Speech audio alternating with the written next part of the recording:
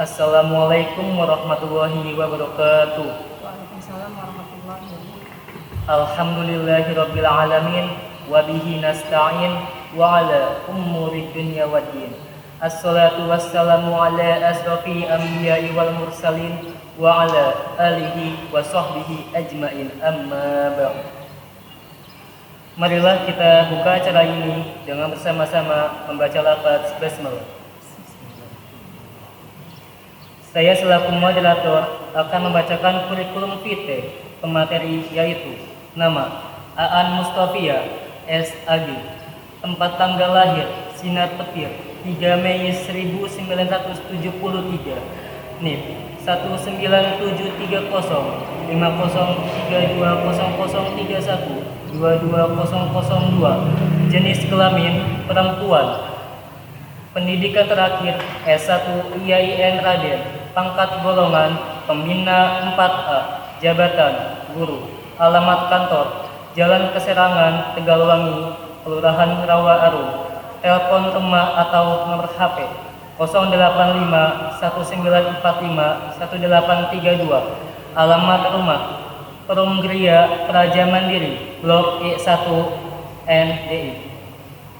Pendidikan SDN 10 Kedondong, PGAN Tanjung Karang, IAIN Raden Intan.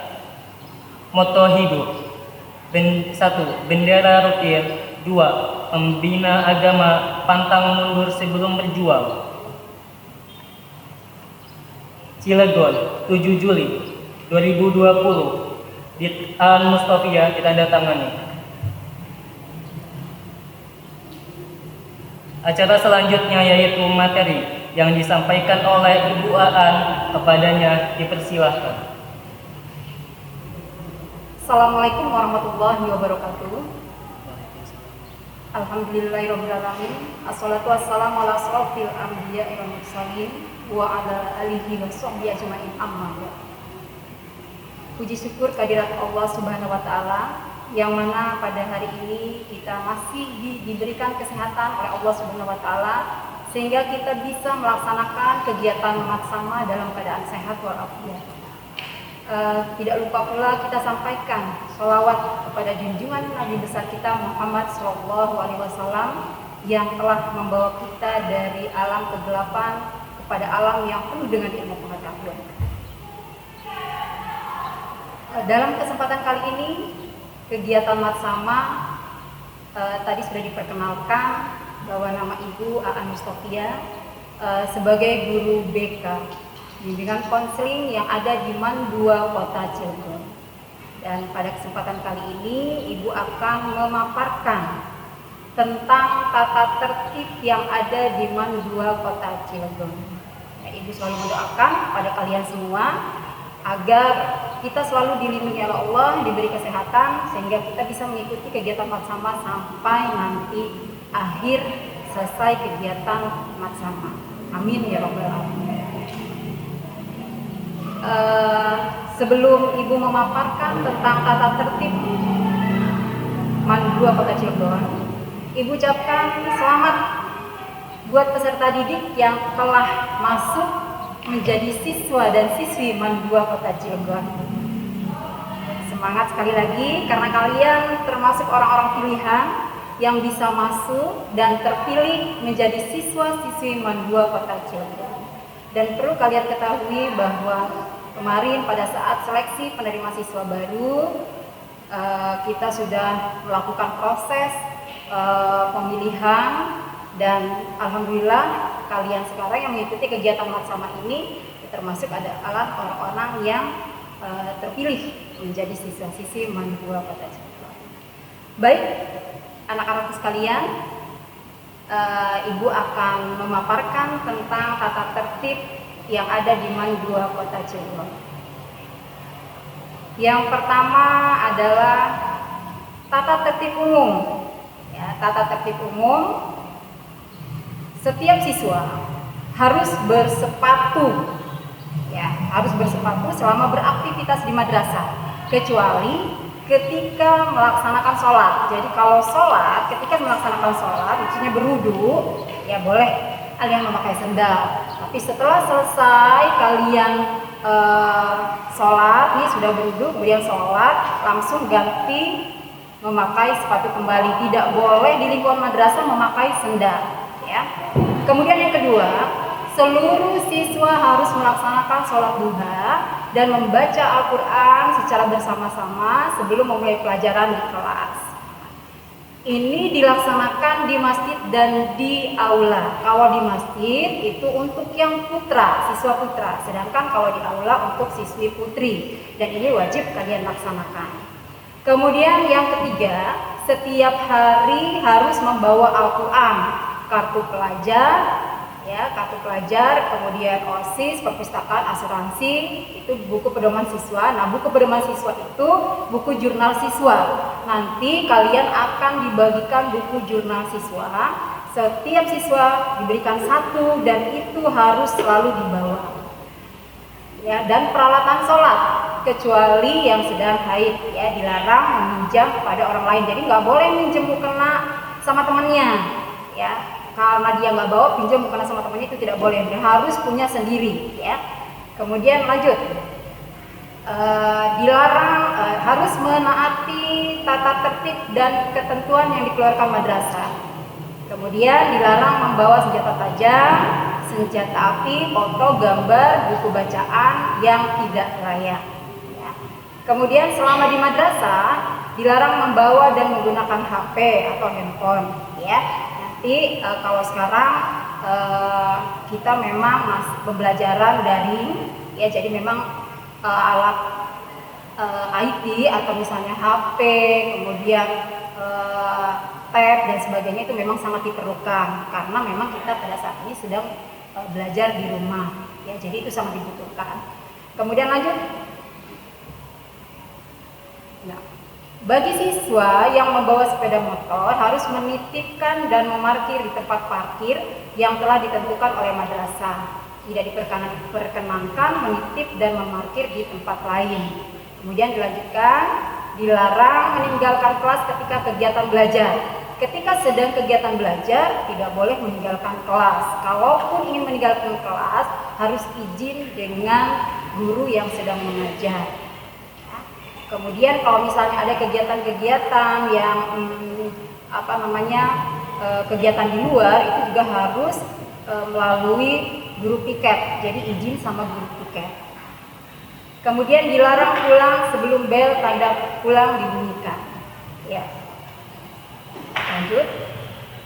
Kemudian dilarang membawa, menyimpan atau mengkonsumsi minuman keras dan narkoba. Ini sudah sangat jelas sekali, ya. Kemudian harus melaksanakan 8K. Apa 8K? Ini keamanan, pertama keagamaan, keamanan, kebersihan, ketertiban, keindahan, kesehatan, kekeluargaan, dan kerindangan. Ya. Nanti kalian lihat nih di lingkungan madrasah, mungkin sebelum kalian masuk ke MAN 2 Kota Cilegon, ya mungkin kalian sudah bertanya-tanya dan mungkin ada beberapa yang sudah survei ke MAN 2 Kota Cilegon. Nah, MAN 2 Kota Cilegon itu begitu hijau, ya, banyak pepohonan karena memang itu setiap siswa dia harus melaksanakan 8K, diantaranya adalah kerindangan. Kemudian harus menjaga nama baik diri sendiri, keluarga, dan alma mater MAN 2 Kota Cilegon, baik di dalam maupun di luar lingkungan madrasah. Selanjutnya dilarang melakukan pergaulan yang melewati batas norma agama dan norma sosial, ya, karena kita madrasah, ya, lembaga pendidikan yang berciri khas, ya, agama Islam, ya, maka itu sudah jelas, ya, kita tidak boleh melewati batas norma agama dan norma sosial. Kemudian dilarang membawa notebook, laptop, ya, tab, modem kecuali seizin guru yang menugaskan. Artinya ketika dalam proses pembelajaran, ya, kalau memang ada guru mengharuskan kalian membawa alat peralatan yang tadi yang sudah dijelaskan, ya, itu dipantau oleh guru yang sedang mengajar, ya. Tapi kalau untuk saat ini karena kita sedang daring, itu memang sangat dibutuhkan. Kemudian selanjutnya, ya, dilarang memasukkan tanda tangan atau para kepala madrasah, dewan guru, staf, TU, komite, orang tua, atau orang lain untuk kepentingan tertentu. Ya, lanjut. Harus berbusana muslimah sesuai dengan syariat Islam baik di dalam maupun di luar madrasah. Ya, karena kita ya madrasah ya, maka jangan pakai jilbabnya ketika berada di lingkungan madrasah saja ya, tapi ketika keluar juga harus memakai jilbab ya, karena kita madrasah. Kemudian harus mengikuti upacara bendera hari Senin ya, upacara atau kegiatan lain yang diselenggarakan oleh madrasah. Dilarang makan dan minum sambil berdiri atau berjalan-jalan dan menggunakan tangan kiri ya. Kemudian berada di lingkungan madrasah maksimal sampai pukul ya 17.30 waktu Indonesia bagian barat ya. Oke, lanjut.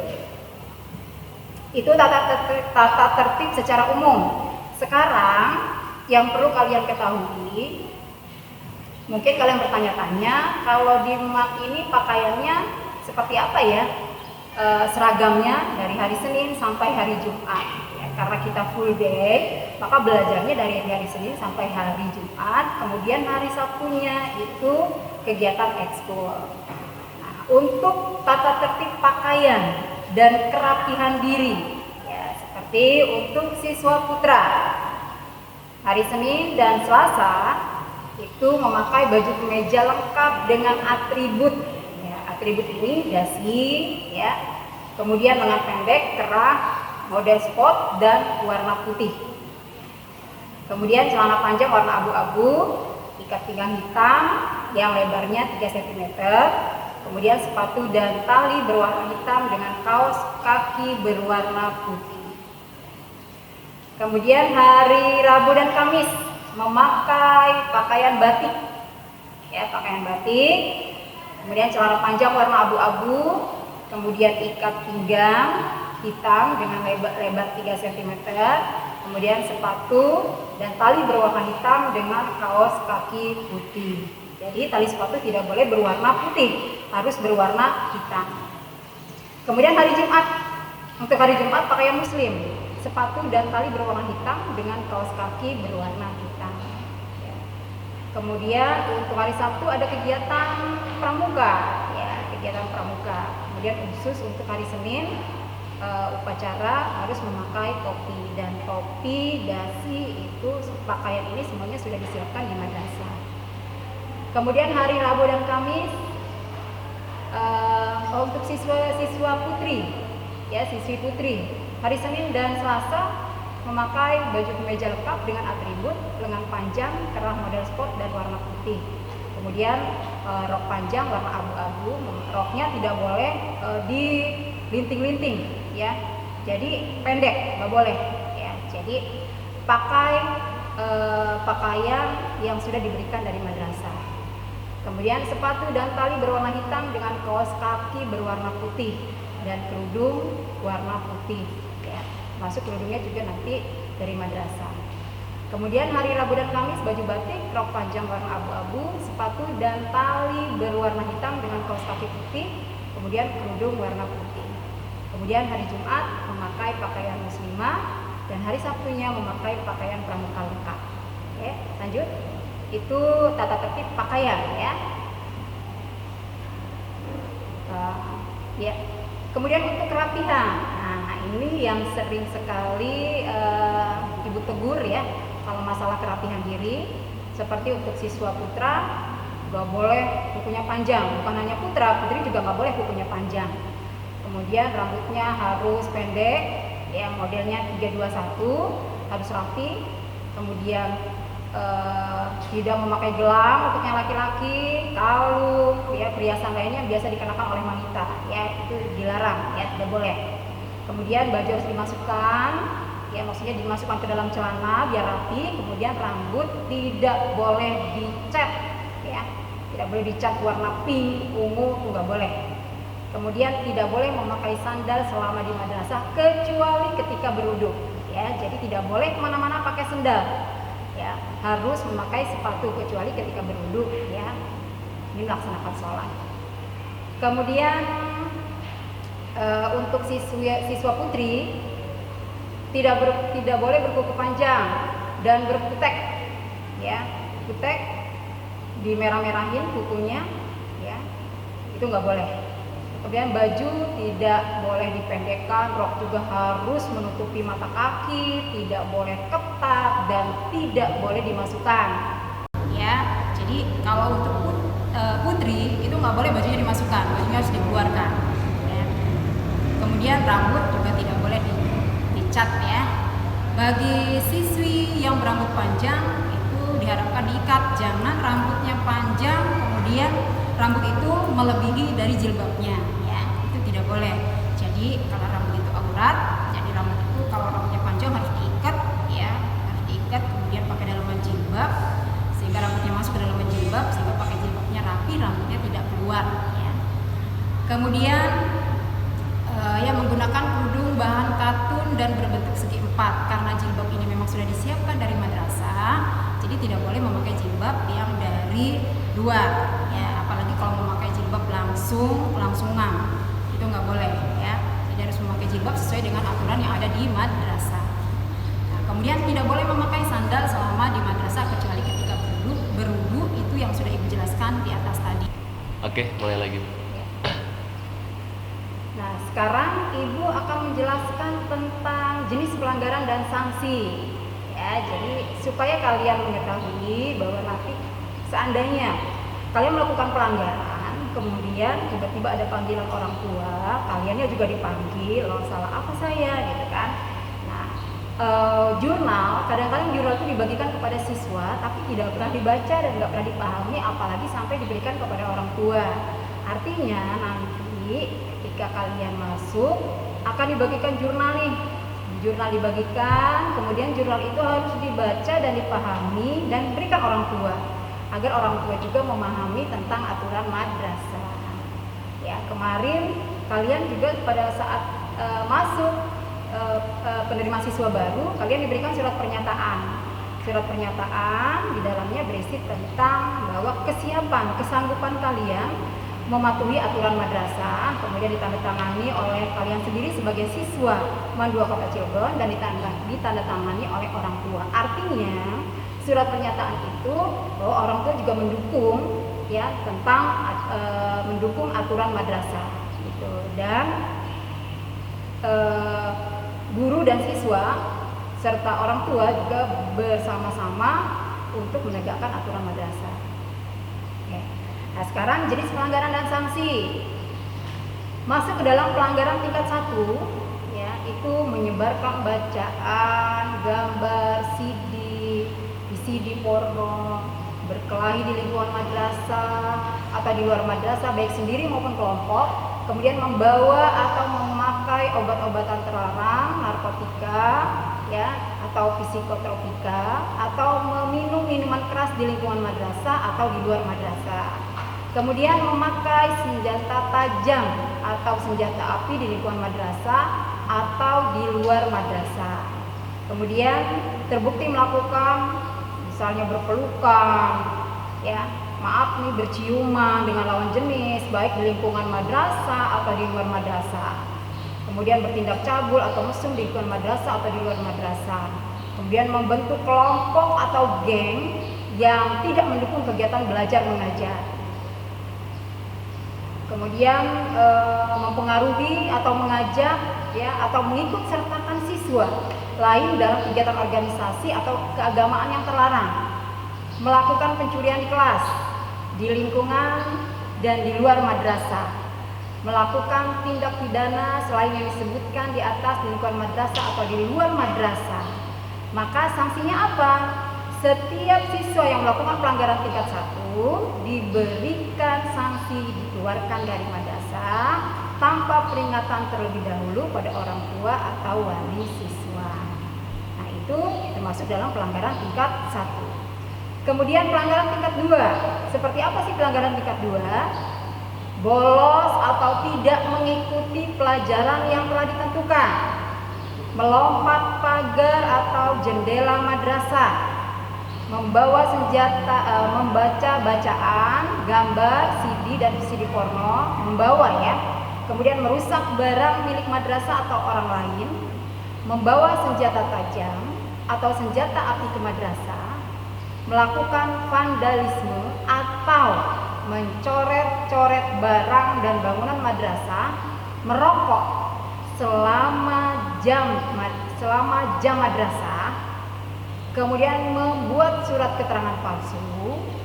Ya, contoh buat surat keterangan palsu.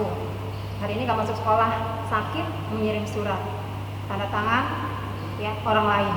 Itu membuat surat keterangan palsu. Padahal dia dari rumah setelah dicek ke orang tuanya, dari rumah berangkat ke sekolah. Seperti itu. Kemudian kartu pelajar, OSIS, perpustakaan atau asuransi, buku pedoman siswa dan buku panduan ibadah hilang. Kemudian tidak berbusana muslimah bagi siswi, baik di dalam maupun di luar lingkungan madrasah. Kemudian tidak berpuasa Senin Kamis kecuali sakit dan sedang haid bagi siswi. Ya, jadi di Man 2 Kota Cilegon ini ada kewajiban untuk melaksanakan puasa Senin Kamis. Ya, puasa Senin Kamis. Jadi hari Senin dan hari Kamis harus berpuasa, dan hari Senin dan hari Kamis kantin tutup. Jadi bagi yang sedang tidak puasa atau sedang haid, dia harus membawa bekal dari rumah karena kantinnya tutup. Ya. Kemudian membawa telepon genggam, HP selama di lingkungan madrasah tanpa izin dari guru. Ya, kemudian melakukan perilaku tercela di media online dan media sosial. Apa sanksinya? Sanksi yang bagi yang melakukan pelanggaran tingkat 2, sanksinya adalah setiap siswa yang melakukan pelanggaran tingkat 2 harus membuat surat pernyataan yang ditandatangani di atas materai serta diketahui oleh orang tua atau wali siswa. Kemudian setiap siswa yang melakukan pelanggaran tingkat 2 diberikan sanksi berupa 2 kali tidak masuk tanpa keterangan. Kemudian apabila kedapatan siswa membawa HP tanpa izin dari guru, maka HP tersebut akan dimusnahkan oleh pihak madrasah tanpa izin guru. Ya. Oke, sekarang kita masuk pelanggaran tingkat 3. Pelanggaran tingkat 3 ini 1 tidak masuk tanpa keterangan, berarti alfa. Kemudian terlambat masuk ke dalam kelas, berambut panjang untuk siswa putra, berkuku panjang, memakai kalung, gelang atau perhiasan yang berlebihan, kemudian tidak memakai seragam sesuai dengan peraturan, kemudian membuat keributan di lingkungan madrasah sehingga mengganggu ketertiban, terlambat masuk sekolah, mengucapkan kata-kata yang tidak sopan, kemudian tidak membawa kartu pelajar, OSIS, perpustakaan atau asuransi, buku pedoman siswa atau jurnal siswa, dan buku panduan ibadah. Kemudian tidak membawa perlengkapan sholat dan Al-Quran, tidak mengikuti salah satu jenis kegiatan ekstrakurikuler atau pengembangan diri selama 3 kali pertemuan. Apa sanksinya ketika siswa atau siswi melanggar melakukan pelanggaran tingkat 3? Sanksinya adalah siswa yang melakukan jenis pelanggaran tingkat 3 diberikan sanksi kepada guru yang menangani. Bisa saja dipulangkan, atau misalnya ketahuan rambut yang panjang langsung dipotong pada saat itu oleh guru yang menangani pada saat itu. Kemudian begitu juga kalau melihat ketika mengajar, kemudian misalnya lihat ada siswa atau siswi yang bukunya panjang, bisa langsung dipotong oleh guru yang sedang mengajar pada saat itu. Kemudian khusus untuk yang terlambat masuk kelas, ya 1 sampai 2 kali. Siswa yang kalau misalnya terlambat 1 sampai 2 kali, maka sanksinya adalah membersihkan lingkungan madrasah selama 1 jam pelajaran. Ya, kemudian juga diberikan sanksi membaca Al-Quran ya 1 juz. Ya, kalau dia terlambat 1 sampai 2 kali. Kalau terlambatnya 3 kali, maka dihitung alfa 1. Nah, lihat nih, setiap siswa yang terlambat 3 kali untuk yang pertama, ini alfa 1 kali, ya, alfa 1 kali. Kemudian 3 kali untuk yang kedua, membuat surat perjanjian, ya. Kemudian kalau masih terlambat juga, maka ini kita akan panggil orang tua, kita bekerja sama dengan orang tua, ya. Apa kendalanya sehingga anak ini sering terlambat, ya. Kemudian kalau buku sakunya hilang, buku saku itu buku jurnal yang akan nanti dibagikan kepada kalian semua, ya, maka itu akan dikenakan denda, ya. Jadi seperti itu. Sekarang kita lanjutkan bagaimana kriteria kenaikan kelas, ya. Saya tahu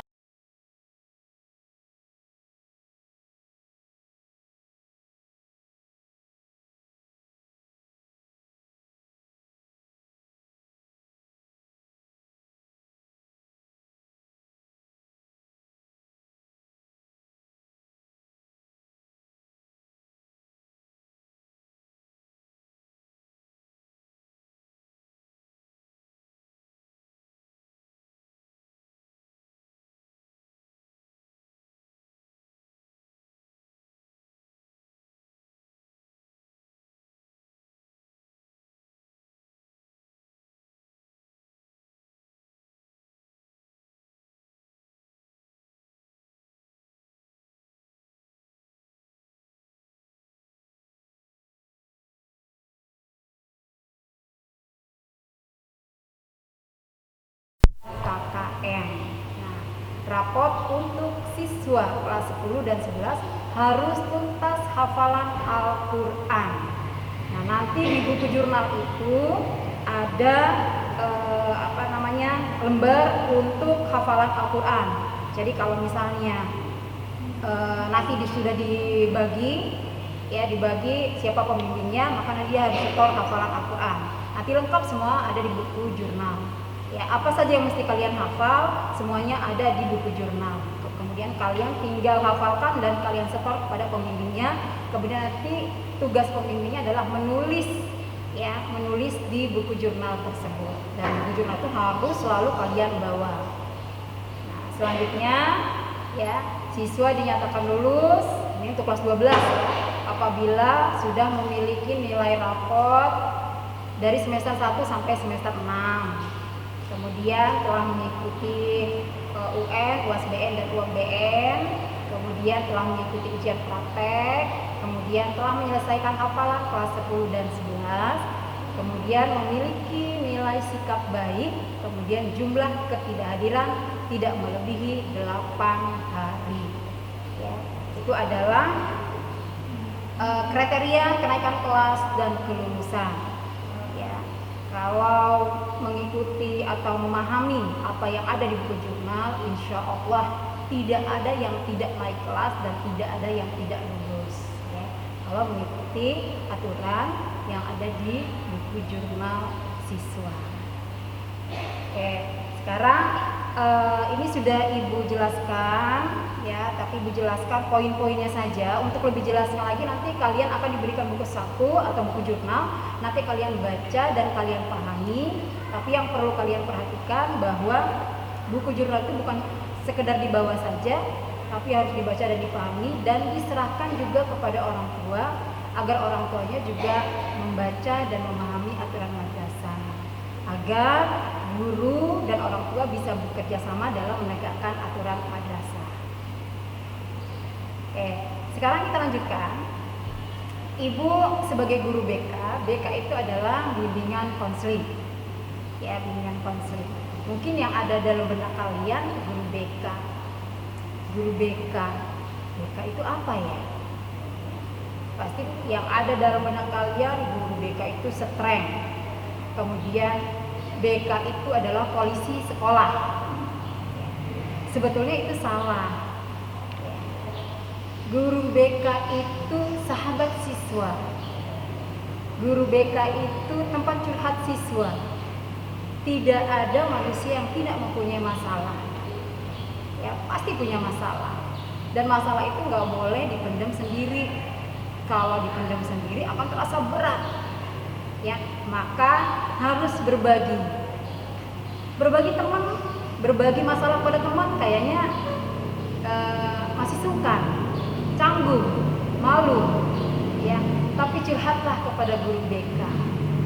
Jadi nggak usah sungkan-sungkan, nggak usah canggung masuk ke ruangan BK. ya untuk berbagai masalah, karena guru BK itu pasti akan memberikan solusinya. Ya, jadi jangan berpikiran bahwa guru BK itu sebagai polisi sekolah. Ya, guru BK itu adalah sahabat siswa, ya. Kalian bisa curhat karena nanti akan diberikan solusi terhadap permasalahan-permasalahan yang kalian alami. Kemudian di dalam BK sendiri, ya, itu nanti akan ada bimbingan karir yang akan disesuaikan dengan minat bakat kalian. Ya. Kemudian nanti BK juga akan mengantarkan kalian masuk ke dalam perguruan tinggi negeri. Ya. Jadi masuk ke ruangan BK bukan berarti kalian punya masalah. Masuk ke ruangan BK kalian bisa konsultasi apa saja, ya, bisa curhat apa saja, ya, kepada guru BK. Ya, maka jadikanlah BK itu adalah sebagai sahabat siswa, bukan sebagai polisi sekolah. Ya, seperti ini Ibu sampaikan kepada kalian bahwa BK itu adalah sahabat siswa. Jangan kalian berpikir bahwa BK itu adalah polisi sekolah. Jadi ketika kalian nanti di MAN 2 Kota Cilegon, silakan kalian masuk ke ruangan BK, silakan kalian konsultasi kepada guru BK. Ketika kalian punya masalah, silakan berbagi dengan guru BK, karena guru BK adalah tempat curhat kalian. Ketika kalian punya masalah, silakan kalian berbagi kepada guru BK, sehingga nanti akan ditemukan solusi-solusinya bagaimana memecahkan masalah yang kalian hadapi. Sekarang Ibu akan memberikan sedikit materi tentang ingin tahu bersikap yang benar di tempat yang baru.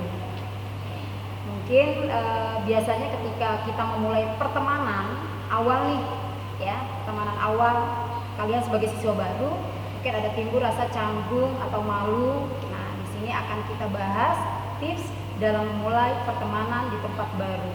Ya, apa saja sih? Ya, kita harus menata persepsi kita tentang lingkungan baru kita. Ya, kalian sebelum masuk ke MAN 2 Kota Cilegon, sebelumnya kalian sudah mendengar informasi mengenai MAN 2 Kota Cilegon. Ya, baik mengenai kedisiplinannya, baik mengenai bagaimana sekolahnya, baik mengenai tentang kegiatan ekstrakurikulernya, apa saja yang ada di MAN 2. Ya, kalian pasti sudah bertanya-tanya, ya, kepada saudara, teman, ya, atau siapa saja yang mengetahui tentang MAN 2 Kota Cilegon. Kemudian mungkin juga ada yang langsung, ya, menuju MAN 2 Kota Cilegon, ingin melihat sekeliling MAN 2 Kota Cilegon. Ya, artinya kita harus juga menata persepsi kita tentang lingkungan baru kita. Ya, bisa saja informasi yang kalian peroleh dari orang lain itu tidak benar, kan? Kemudian untuk menghindari persepsi yang salah, sebelumnya kita harus membekali diri dengan informasi yang benar dan terpercaya tentang lingkungan baru tersebut. Maka tadi ketika kalian mendengarkan informasi dari teman, mungkin dari saudara, mungkin dari siapa saja, ya, kemudian kalian langsung menuju ke tempatnya, kalian lihat, oh begini, oh benar begini, atau oh nggak benar begini, gitu kan? Kalian langsung menata persepsi kita tentang lingkungan madrasah. Kemudian menata diri, lanjut Bang. Menata diri artinya mempersiapkan diri menghadapi lingkungan baru. Ya, secara fisik lingkungan baru kita ini membutuhkan persiapan ekstra, baik persiapan fisik kita maupun mental, ya. Ini berkaitan dengan mental. Lanjut. Pasang muka ramah. Biasanya ketika kita berkumpul dengan teman-teman yang baru, kita canggung, mau bertanya malu, ya. Kemudian di sana nggak punya teman, akhirnya serba canggung. Jadi karena kecanggungan itu kadang-kadang ya kita memasang muka yang tidak ramah, ya. Jadi itu tidak benar, harus pasang muka ramah. Ya, kalau pasang muka ramah itu kan nggak bisa dibuat-buat, artinya ini harus dari dalam hati, karena nggak mungkin menunjukkan senyum ke semua orang dengan tidak tulus, yang ada nantinya malah mukanya jadi masam. Ya, masam itu artinya ya karena senyumnya itu nggak tulus, gitu ya. Jadi kita harus pasang muka ramah. Kemudian mulailah obrolan pertama, jangan segan menyapa, jangan pula takut bertanya. Ya, misalnya kita canggung berbahasa basi, cukup tersenyum, ya, simpel dan menggunakan bahasa universal. ya. Dan di tempat yang baru jangan malu bertanya. Ya, kalau kita malu bertanya, ya nanti katanya sesat di jalan. Artinya di tempat yang baru kalau misalnya kita tidak tahu, tanya baik kepada kakak-kakak kalian, ya nanti akan diarahkan oleh kakak kalian. Jadi tidak boleh malu bertanya. Apalagi sekarang kalian sudah punya WA group ya di Matsama. Jadi silakan kalian bisa bertanya di WA group tersebut, bertanya apa saja dan nanti akan dijawab oleh kakak-kakak panitia kalian. Oke, kemudian jangan jaim, ya jangan jaim, ya artinya jaga image, ya tetap jadi diri sendiri dan yang pasti tahu etika, sopan, santun. Kemudian dalam interaksi sosial antara personal terjadi komunikasi aktif, ya ini untuk menciptakan sikap yang baik dan tertata. Ada sopan santun itu apa? Ini adalah salah satu konsep komunikasi antar personal yang baik. Oke, lanjut.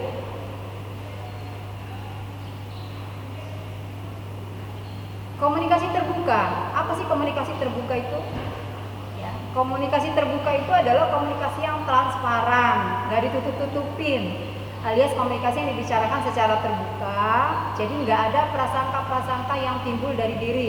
Apakah prasangka itu benar, ya, atau tidak benar, ya. Jadi komunikasi terbuka itu adalah komunikasi yang tidak ditutup-tutupi atau S. Apa sih 5S itu? 5S itu singkatan dari 5 kata, apa? Senyum, sapa, salam, sopan, santun. Ya, 5S. Ya. Ketika kalian masuk gerbang, ada itu tulisan 5S.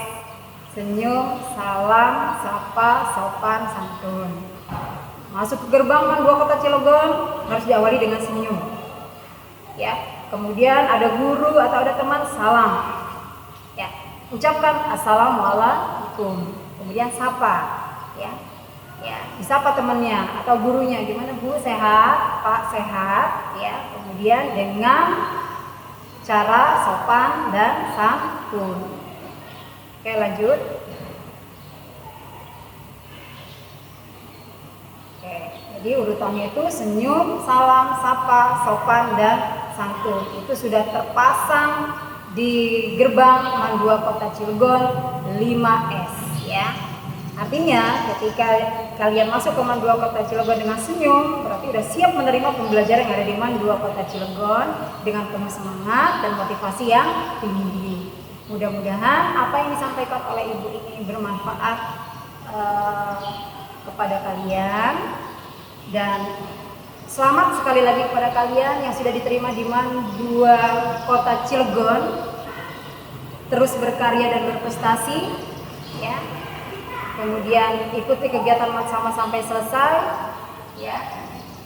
Ibu doakan semoga kalian selalu sehat walafiat dan menjadi orang-orang yang sukses. Mungkin sampai di sini Ibu akhiri. Wassalamualaikum warahmatullahi wabarakatuh.